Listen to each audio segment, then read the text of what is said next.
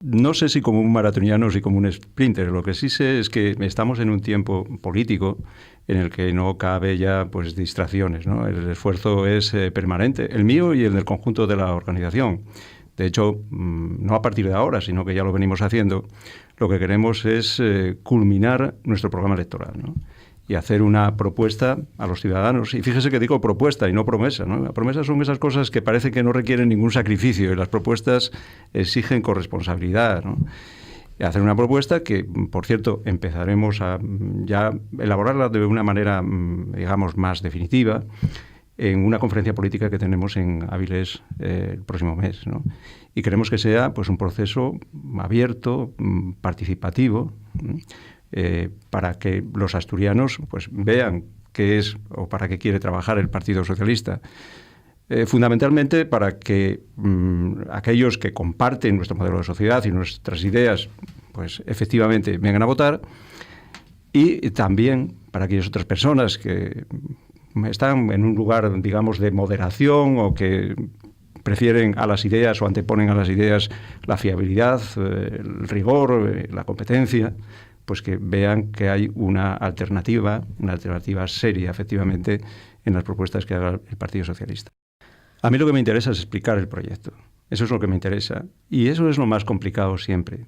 Porque, en fin, por las servidumbres de los medios de comunicación y la forma en que se plantea esa comunicación ahora a la ciudadanía, pues requiere explicaciones muy sencillas, ¿no? Y resulta que los hechos son muy complejos. Yo siempre abomino de aquellas posiciones políticas que, en fin, quieren condensarse en una frase, que el marketing político, porque lo que trasladan es una simplicidad de los problemas que hace que las soluciones sean simples también. Eso es, al final, un discurso antipolítico y demagógico, ¿no? O es precisamente antipolítico por demagógico, ¿no? Los problemas son complejos y las soluciones también lo son. Y eso hay que explicárselo a los ciudadanos, hay que tratarlos como mayores de edad, ¿no? Y en ese esfuerzo, en el cara a cara, en la proximidad y en el decirles cuáles son los problemas y cuáles son las soluciones que nosotros planteamos, es donde yo personalmente y el conjunto de la organización queremos volcarnos. El problema estructural, que no es exclusivo de la sociedad asturiana, sino incluso del conjunto de Europa, pero que aquí se está dando con una amplitud, en fin, inquietante, ¿no? Entonces yo lo que proponía era un pacto. Es decir, nosotros haremos nuestras propuestas en el marco del programa electoral que presentemos a los asturianos, pero esto es algo que hay que intentar resolver sin demagogias. Y tampoco hay ninguna garantía de que se pueda resolver, digamos, en el medio plazo. Así es una propuesta pues de aliento muy largo y por eso que va a transcurrir más allá de una legislatura, de 2, de 3, no lo sé. Entonces, las propuestas que se inserten ahí pues deben de superar la posibilidad de que en Asturias haya alternativas, que las pueda haber en el gobierno. Es decir, debe ser algo pacto de Estado, porque es un problema, insisto, de Estado también para Asturias. Y ahí yo incluía, pero a título enunciativo, ¿no? Eso ya lo veremos luego en el marco del programa, cómo se condensa y cómo se concreta. Medidas de todo tipo, porque uno de los problemas es la conciliación de la vida laboral y familiar. Y eso hay que trabajarlo tanto en el seno de la empresa, es decir, con más flexibilidad, hablando con los empresarios, más flexibilidad para las personas que tienen que hacer esa conciliación, con más reciclaje para quienes vienen de permisos, de excedencias, precisamente por el cuidado de los niños, con, en fin, este tipo con más trabajo a tiempo parcial. Decía que también en el ámbito de la protección social había que actuar. ¿Por qué? Pues porque el 0 a 3, los comedores escolares tienen un papel que jugar esencial, ¿no? Y luego, cuando me refería a la fiscalidad que usted comenta, pues yo no veo ningún tipo de controversia, porque sencillamente lo que decía es que las familias que vayan a tener hijos o las que sean más numerosas, pues pueden beneficiarse de una serie de medidas fiscales. ¿Por qué?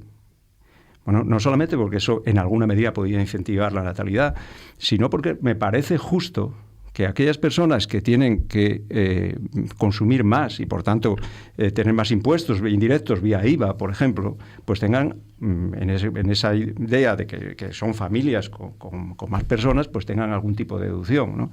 O bien el hecho de que tengan que vivir a veces, si pueden, y ojalá puedan, en casas mayores porque son más también, ¿no? Quiero decir que estos son medidas diversas en ámbitos diversos y que, en fin, yo intenté trasladar de una manera sencilla y elemental, y luego ya veremos cómo se concreta todo eso. Y, por supuesto, todo lo que signifique hacer simplificaciones en este asunto también, pues esto sí que es demagogia, ¿no? Porque el problema de la natalidad no solo es un problema de Asturias, insisto, pero es que está vinculado a cambios de valores, a cambios a pautas sociales que se están modificando, ¿no? Y, por tanto, hay que tener cuidado en garantizar nada en ese terreno. No lo estoy usando en campaña, en absoluto, y desde luego, si hoy solo tienen muchos hijos las personas religiosas o pudientes, pues deberíamos de procurar que lo tuvieran también otras, ¿no? No veo ninguna contradicción en ese asunto, ni creo que tenga que tener connotaciones confesionales en tener más o menos hijos. No estoy aquí apuntando hacia las familias numerosas, estoy diciendo que debemos de aproximarnos siquiera a la tasa de reposición, que es 2,1 hijos por pareja, ¿no? Uh-huh. De todas maneras, la pérdida de población no es nada nuevo. ¿Por qué ahora se le da la importancia que se le da? ¿Por qué no se ha hecho antes algo más que, por ejemplo, lo anecdótico del cheque bebé, teniendo en cuenta que están ustedes en el gobierno? No sé si pensaban que los inmigrantes podían venir a salvarnos la papeleta, a arreglarnos la papeleta. Los inmigrantes han venido y van a volver. Eso es un fenómeno que afecta al conjunto de Europa. Es decir, sin inmigrantes no habrá solución al problema demográfico europeo. Otra cosa es que estemos viviendo un momento de crisis en el que esa llegada pues se ralentiza, ¿no? Pero lo curioso es que los inmigrantes llegan a estos países y luego adoptan las pautas sociales de aquí. Es decir, que la segunda oleada, los nacimientos en España, parte de los inmigrantes enseguida también estarán más o menos en línea con los de la población natural residente, ¿no? O sea que, en fin, todo esto tiene una problemática vinculada al envejecimiento, etcétera, y hay que abordarla.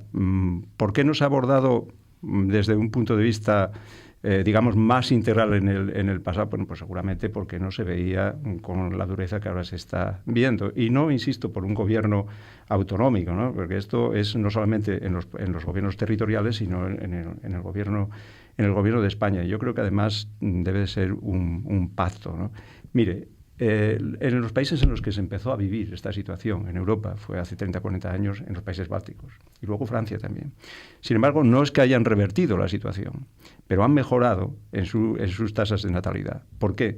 Porque en ese tiempo han conseguido conciliar la vida laboral y familiar, ¿no? Lo han hecho y han mejorado, mientras que otros estamos ahora en una situación como lo que ellos tenían pues hace 20 años, ¿no? Lo esencial es seguir teniendo buenos resultados y mejorar esos resultados en materia educativa. Y me reconocerá usted que dentro de España, pues la educación asturiana es la que consigue, o de las que consiguen, pues los mejores resultados, ¿no? Y eso es algo importantísimo, porque estamos hablando de capital humano, que es un elemento determinante del futuro. Pero además habrá que actuar fundamentalmente, yo entiendo, no solamente en la mayor calidad, en la mayor eficiencia, que eso es irrenunciable, ¿no? Sino también en la formación profesional. Yo creo que Asturias está en condiciones, eso se debe abordar en toda España, pero de mejorar su formación profesional, porque eso es un elemento también determinante para tener el modelo económico o avanzar hacia el modelo económico que necesitamos, no solamente en España, sino en particular en Asturias, ¿no? Está teniendo mucho éxito. Los 2 últimos años supera al bachillerato la formación profesional. Sí, y sobre todo porque está teniendo crédito social. Es decir, aquí había una serie de, digamos, planteamientos que venían del origen de la propia formación profesional hace ya muchos años, y que no le daba pues el prestigio social que tiene, por ejemplo, en Alemania, que es un país, en fin, al que tenemos que no ser como ellos, porque no, en fin, tienen una estructura económica, poblacional distinta, pero en el que tenemos que mirarnos por muchas cosas, para muchas cosas, entre ellas en lo relativo a la formación profesional. Una valoración muy alta de los ciudadanos sobre la calidad de la sanidad en Asturias, ¿no? No solo lo añadiría, sino que lo pondría en la primera dimensión, ¿no? del asunto, porque es verdad que creo que somos los asturianos quienes en mayor medida valoramos la sanidad. A partir de ahí, pues habrá que hacer las reformas que se necesita hacer, que explicitaremos en el programa electoral, y que tendrán que ver con la calidad que queremos mejorar, y naturalmente con la gestión, que tenemos la obligación de efectivamente también mejorar, ¿no? Pero sin olvidar el asunto esencial, que es la calidad de la sanidad está reconocida por la población, y la provisión pública de esa sanidad. Lo que no vamos a hacer de ninguna manera es hacer, por ejemplo, un solo área sanitaria, como ha ocurrido en Madrid, que en fin, genera competencia entre hospitales públicos, hospitales privados, y que va en contra de las posiciones mayoritarias de la población española, incluso la de Madrid, que yo creo que no tiene claro luego lo que está pasando, ¿no?, de que la provisión de la sanidad sea pública. De 1 a 7 áreas sanitarias, que son las que tenemos ahora, hay un trecho importante. Veremos, ¿se plantea unificar? Veremos cómo trabajamos en esa dirección. Hay expertos de la organización y el gobierno que están trabajando, y bueno, eso lo manifestaremos claramente en nuestro programa electoral, pero unas podrán ser 2 o 3 o 5 o 7. Lo que no va a ser en ningún caso es una, porque una sola área tiene unas connotaciones que van más allá de la distribución eficiente de los recursos sanitarios, que va dirigida a una competencia de hospitales que tiene un trasfondo, digamos, de pseudo o de privatización de la sanidad, como está ocurriendo en Madrid. No se va a salir de la situación de desempleo si no se sale de la crisis. Es decir, cuando hablamos de luchar contra la crisis y luchar contra el desempleo, hablamos de una cosa, no de dos, ¿no? Luego, esencialmente, hay que trabajar contra la crisis, y eso se está haciendo en un marco de austeridad presupuestaria, de mayor eficiencia, de mejor gestión de los recursos. Y en relación al empleo, que se irá generando a medida que el crecimiento de la economía pueda aproximarse al 2%, calculo yo, por encima del 1,5%, a partir de ahí hay otras medidas que ya tendremos que aplicar, teniendo en cuenta cuáles son las ventajas y digamos, las debilidades de la economía asturiana, ¿no?, en el contexto nacional, porque sin España, pues evidentemente no vamos a salir adelante si no sale el conjunto de España, ¿no? Entonces, tenemos una serie de ventajas que están ahí, que queremos aprovechar. Aquí hay una, digamos, tradición, cultura industrial. Hay una tradición también de pactos y de acuerdos con los agentes sociales y económicos, que son muy importantes en estas circunstancias.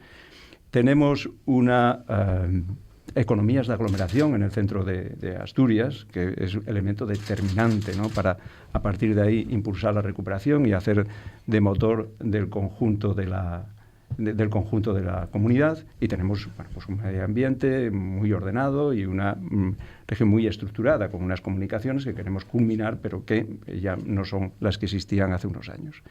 En contra, o puntos débiles, que son los que sobre los que tendremos que actuar, pues los que están vinculados al número de empresarios. Es decir, los empresarios en Asturias no se pueden discutir por su cualificación, que es buena, sino por su número. Y hay que fomentar, por tanto, la cultura empresarial. Estamos dispuestos a trabajar en esa dirección. El número de empresarios, la dimensión de las empresas, que es una excesiva atomización y falta, por tanto, de capitalización, y las tasas de actividad sobre las que hay que actuar. Por tanto, tenemos identificados muy bien los problemas, y, por supuesto, sobre eso vamos a actuar con soluciones que no son mágicas.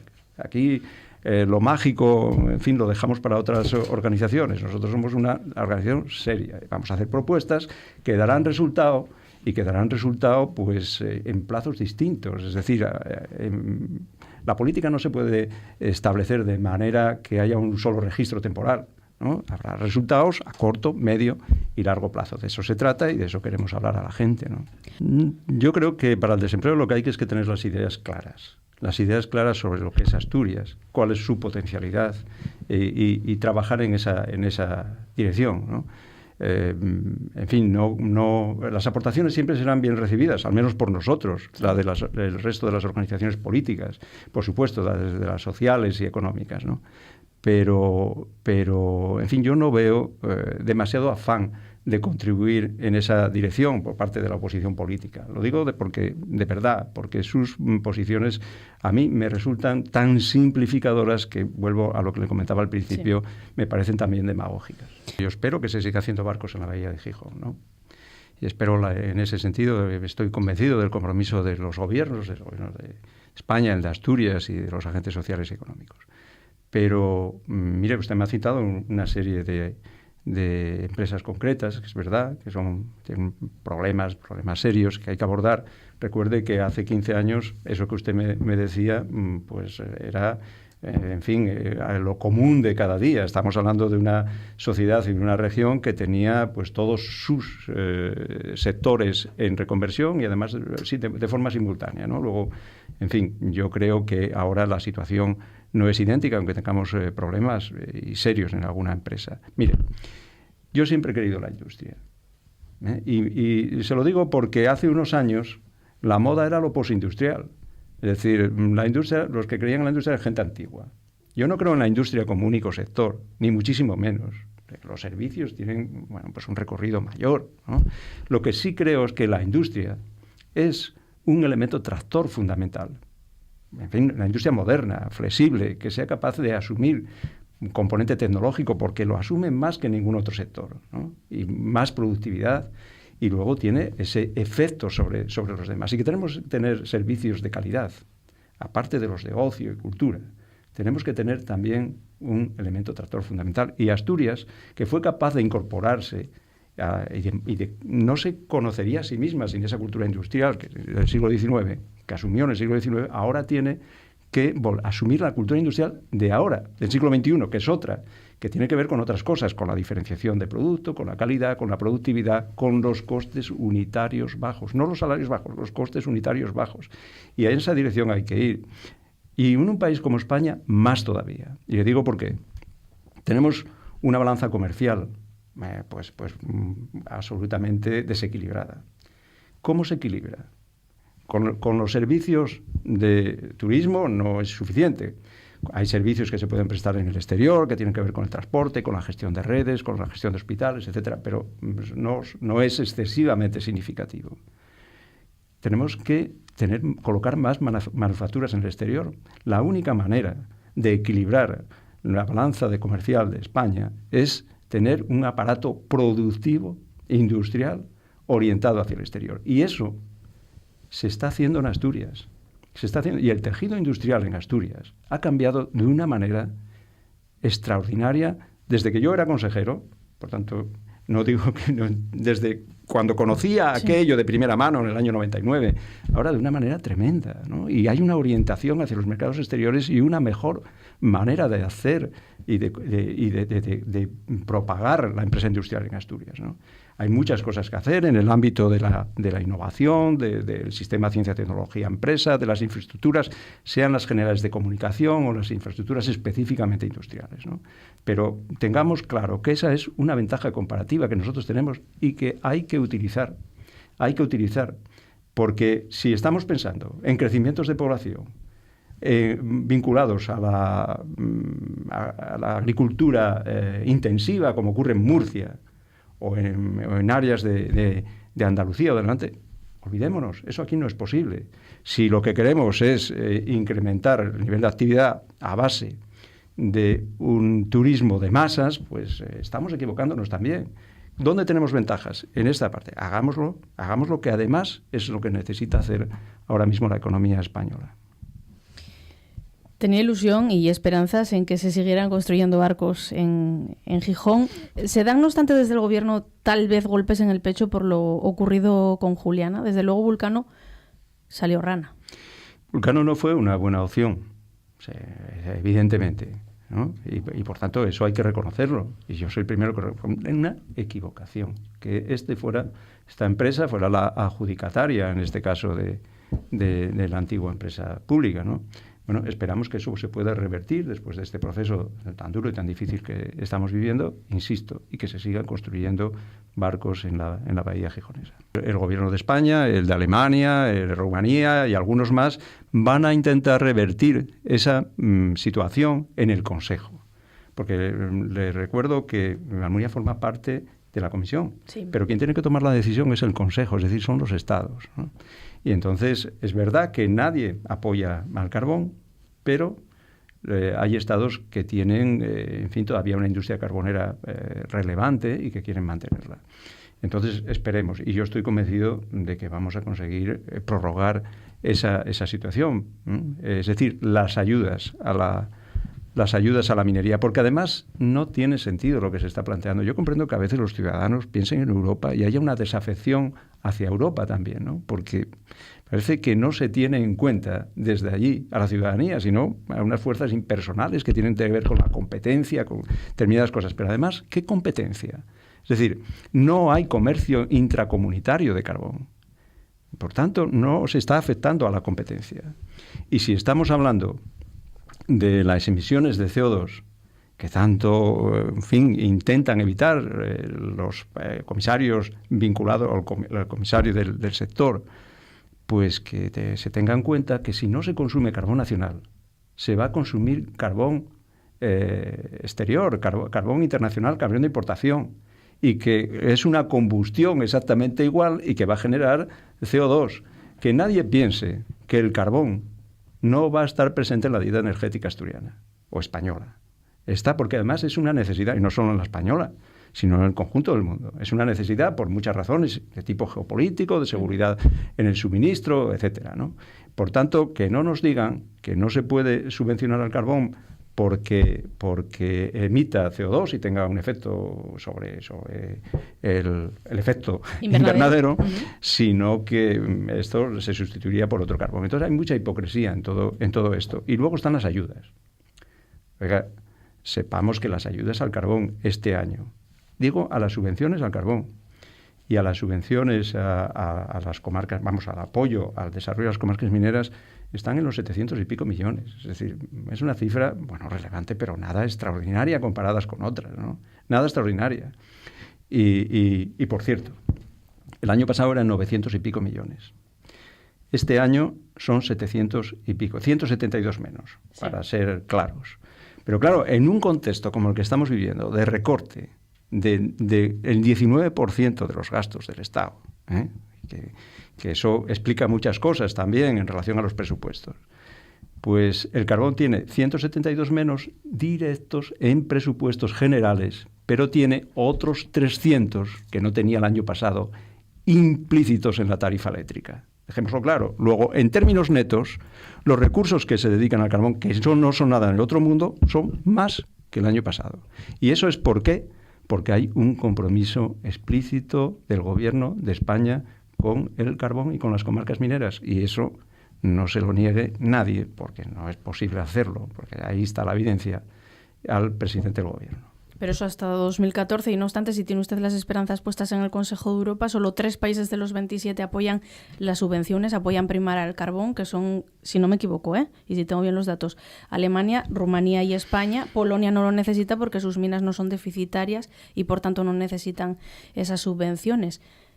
Están en amplia minoría en este Evidentemente caso. Estamos en amplia minoría, pero yo confío mucho en el esfuerzo del Gobierno de España, y no solo en España, en el Gobierno alemán, que había fijado un horizonte más amplio para el fin de las ayudas a la industria minera. En primer lugar, hay un recorte del 30% de la inversión directa del Estado en el conjunto del país, que se explica solo, porque no hay más que ver las partidas de gasto. Solamente se reduce un 19% el gasto del Estado. Es que la segunda partida de gasto, después de las pensiones, es el desempleo, que son 30.000 millones, casi el 3% del PIB. Vaya usted y mire los presupuestos de hace 2 años y verá que hace 3 años estaba en 16.000 o poco más. Luego, es que casi se ha duplicado. Y yo creo que todos estamos de acuerdo que hay que proteger a los desempleados, ¿no? Bien, vayamos a la deuda. El servicio de la deuda, 27.000 millones, pero es que hace 2 años estaban 17.000. Es decir, nos hemos encontrado con una crisis brutal que exige muchos sacrificios, porque las partidas de gasto, que son absolutamente imposibles de evitar, pues han crecido de una manera más que drástica. A partir de ahí se explica una reducción del 30% de la inversión directa en el territorio. Ahora, usted lo territorializa y dice, en Asturias son 40. Bueno, en primer lugar, hay 100 millones menos. 100 millones menos para el puerto del Musel, pero es que el puerto del Musel se acaba. Había 198 y ahora hay 93. Y se acaba porque bueno, ha llegado el final de la obra, ¿no? Quíteme usted ese porcentaje y estamos ya en el 30. ¿De acuerdo? Estamos en la media. Ahora, ¿vamos a territorializar? ¿De acuerdo? Pues mire usted, tenemos un porcentaje mayor del que nos corresponde por nuestro PIB en relación al nacional. Un porcentaje mayor por el que nos corresponde respecto a población. Y una inversión neta por habitante que es la segunda de España. ¿La primera cuál es? La de Castilla y León.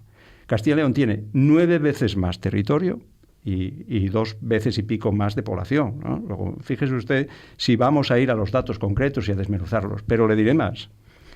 En la inversión de Castilla y León, una parte importantísima vinculada al AVE, al tronco común del AVE, y a la parte que viene aquí a Asturias en concreto, pues nos beneficia, no sé si tanto, si más o igual que a León, ¿no? Por tanto, en estos especies de agravios territoriales que se plantean, pues que se haga muy bien, pero que se haga con precisión, con profundidad, sin demagogias y sin simplificaciones. Miren, los presupuestos este año son una absoluta necesidad, lo eran el año pasado y lo son este. Independientemente de que estemos o no en año electoral, en una crisis como la que tenemos, partidos serios, partidos de gobierno, no se pueden permitir que no haya presupuestos. A partir de ahí, ¿qué tenemos que ser serios? Es decir, dentro del presupuesto de Asturias, un 36% prácticamente está dedicado a la sanidad, un 20% a la educación y un 7,1% a los servicios sociales. Es decir, eso se lleva aproximadamente el 73-74. Bien, pues ahí tendremos que con esos recursos, con esos porcentajes, pues gestionar mejor. No hay otra posibilidad, porque aquí lo que tenemos que tener claro es, oiga, ¿cuánta solidaridad nos podemos financiar? Y una vez que lo tengamos claro y nosotros queremos que sea la máxima posible, pues las soluciones no son mágicas. Aquí lo mágico retórico no cuenta en política. A la gente hay que explicarle la verdad y ser serios, ¿no? Por tanto, como Izquierda Unida, más allá de las discusiones y los debates que hemos tenido, pues hemos estado serios. Yo estoy convencido de que vamos a llegar a un acuerdo por pura responsabilidad, además, ¿no? Que, en fin, ha habido manifestaciones ahora de Izquierda Unida, antes el consejero de Hacienda. A mí me gustaría que hubiera menos manifestaciones en los medios de comunicación y que lo habláramos más. Es lo que hay que hacer, además, ¿no? Porque los ciudadanos no quieren que discutamos, lo que quieren es que gobernemos, ¿no? Y como yo estoy convencido que vamos a seguir gobernando hasta el final de la legislatura y para eso necesitamos un presupuesto que es digamos, el instrumento básico en este caso, es el plan económico del grupo político, y el grupo político ahora que gobierna somos nosotros, Izquierda Unida, ¿no? Por lo tanto, es irreversible la necesidad de ponerse de acuerdo sin que nadie gane a nadie. ¿No temen entonces que se ponga en peligro el pacto de gobierno? Fíjese que existe la teoría de que a Izquierda Unida le interesa llegar a las elecciones sin estar en el gobierno. Yo, del trabajo que he desarrollado con ellos a lo largo de todos estos años, y ya son muchos, cuando nos hemos puesto de acuerdo, que a veces no nos pusimos, bien, pero cuando nos hemos puesto de acuerdo para gobernar, más allá de la dialéctica y de las tensiones que a veces eso haya provocado, he visto siempre sentido la responsabilidad en los socios de Izquierda Unida. A mí ese es un asunto que realmente me da igual. Cada uno tiene sus, digamos, peculiaridades, ¿no? Pero ese es un problema del Partido Popular. Yo voy a respetar a quien el Partido Popular decida colocar como candidato. Voy a respetar absolutamente. Y voy a combatir sus ideas. Eso es. No obstante, usted le atribuyen el mérito de haber logrado pacificar el clima entre las diferentes familias socialistas asturianas. ¿Podría darles algún consejo, si acaso? No, yo no me atrevo a eso, ¿no? en absoluto no estoy, pero no por mantener ninguna ventaja, sino porque eso es algo que tiene que cada organización saber cómo se hace. Ellos ya tuvieron problemas muy serios en los años 90 y quebraron, ¿no? Y quebraron al gobierno en Asturias. Es un partido que bien, tiene unas confrontaciones internas durísimas. Nosotros las hemos tenido duras, pero siempre ha habido, yo creo, un mayor sentido de la responsabilidad, ¿no? Y una mayor idea también de lo que es el partido y que es un instrumento básico para la comunidad, que está más al servicio de los ciudadanos que a nosotros mismos.